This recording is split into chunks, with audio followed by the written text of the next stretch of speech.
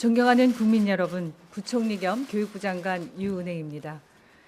어제 한국유치원 총연합회라는 한 사립유치원 단체가 광화문 집회를 통해서 현재 국회에서 협의 중인 유치원 관련 3개 법률안이 통과되면 약 3,000여 개의 회원 유치원들이 집단 폐원을 하겠다고 국민들에게 통보했습니다.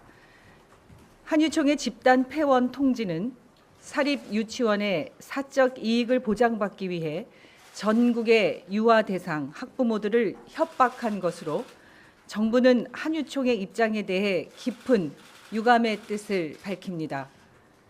특히 한유총이 사립 유치원의 회계 투명성 확보를 위한 유치원 3법을 반대하며 유치원 설립자의 사유 재산을 정부가 몰수한다는 등의 가짜 정보를 배포하고 있으며, 또한 학부모들에게 당장 폐원을 할 것처럼 불안감을 조성하고 모집 시기를 일방적으로 연기하는 등의 행위는 교육자로서의 본분을 망각한 일이라고 생각합니다.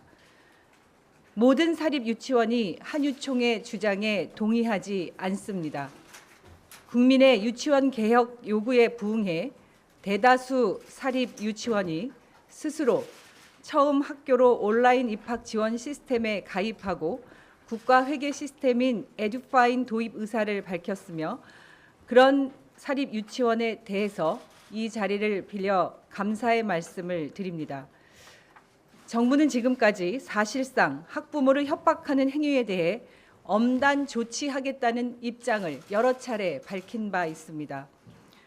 어제 한유총의 집단 폐원 주장은 국민을 상대로 학부모를 불안하게 만들기 위한 협박 행위와 같으며 정부는 절대 이를 묵과하지 않을 것입니다. 정부는 어제 한유총에서 실시한 집회에 학부모 강제 동원 등 불법적인 행위가 있었는지 여부를 면밀하게 살피고 불법 행위가 확인되는 즉시 수사 의뢰할 계획입니다. 또한 한유총에서 배포하는 가짜 뉴스에 대해 단호하게 조치할 것이며, 모집 시기를 일방적으로 연기하거나 보류하는 약 120여 개의 사립 유치원에 대해서 즉시 행정 지도와 필요한 경우 감사에 착수할 것입니다. 우리 아이들을 볼모로 개인의 이익만 앞세우는 주장과 정부는 절대로 타협하지 않을 것이며, 유치원 공공성 강화를 위한 개혁을 흔들림 없이 추진할 것임을 국민 여러분께 다시 한번 약속드립니다. 또한 학부모님들이 안심하고 아이를 맡길 수 있도록 범정부 차원에서 신속하게 조치를 하겠습니다. 국공립유치원 긴급 확충을 더욱 신속하게 추진하겠습니다. 이미 밝힌 바대로 국공립유치원 1,000개 학급 증설 계획을 차질 없이 추진하겠습니다. 그리고 단설 유치원 신설도 신속하게 추진하겠습니다. 서울과 경기 등 유치원 수요가 밀집한 지역은 시설 임대를 통해서 긴급 국공립 단설 유치원을 조기에 확보할 것이며, 서울시를 비롯한 서울 관내 25개 기초자치단체 또한 부지 제공, 건물 임대 등에 협조할 것입니다. 학부모님들의 요구를 고려한 국공립 유치원의 서비스 확대도 들어갑니다. 현재 사립유치원이 폐원을 검토하는 지역은 위기 지역으로 관리해서 긴급 국공립 확충뿐만 아니라 통학버스 지원 및 돌봄 시간 연장, 급식 개선 등의 국공립 유치원 서비스 개선 방안도 마련하겠습니다. 국공립 유치원 확충 계획 및 서비스 개선 방안 등의 구체적인 내용은 12월 초에 다시 발표할 것입니다.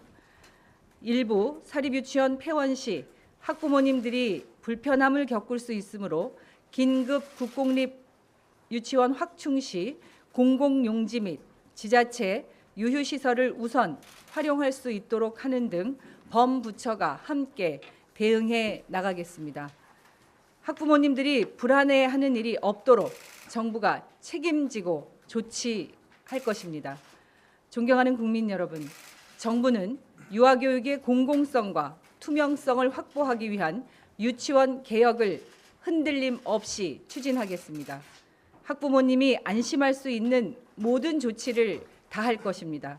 정부를 믿고 함께해 주시기를 부탁드립니다. 고맙습니다. 자, 지금부터 기자님들의 질문을 받도록 하겠습니다. 질문하실 기자님은 소속 언론사와 성명을 말씀하시고 마이크를 사용해 주시기 바랍니다. 우리 연합뉴스.